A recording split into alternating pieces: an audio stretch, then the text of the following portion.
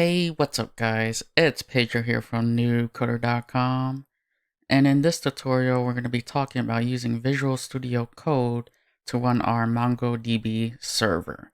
Now, if you don't know what Visual Studio Code is, it's a text editor with a built-in terminal that we can use. So to get started, if you go to Google and you type in Visual Studio Code, you should be presented with a page similar to this. And this is going to automatically detect what your operating system is and just click download. You'll get an executable file and then you just install. From there, you should get a program like so. You'll have a welcome page. And from here, what I want to do is set up our terminal. So what I'm going to do is type Control-Shift-P. I'm going to hold all that down. And what we're going to do is set the default terminal. So I'm just going to click select default shell. And I already have mine set to the command prompt. If you don't remember what the command prompt is what we used in the previous tutorial when we installed MongoDB and then we tested it using the command prompt. So we're going to set it to command prompt. So I'm just going to click that.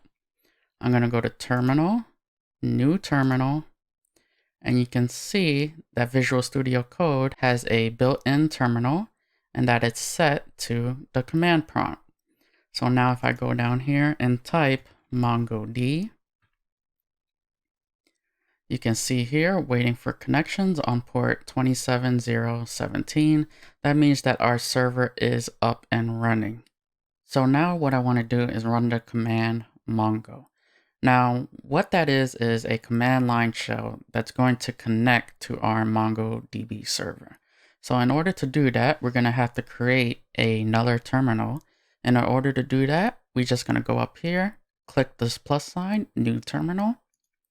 And you can see that it has number 2, which says the command prompt, and that our command prompt 1 is still running. So number 1 is here, number 2 is here. So now from here, I could type in the command Mongo. And this is connecting to our MongoDB server. So now from here, let's actually test it. So I'm going to write the command show DBs.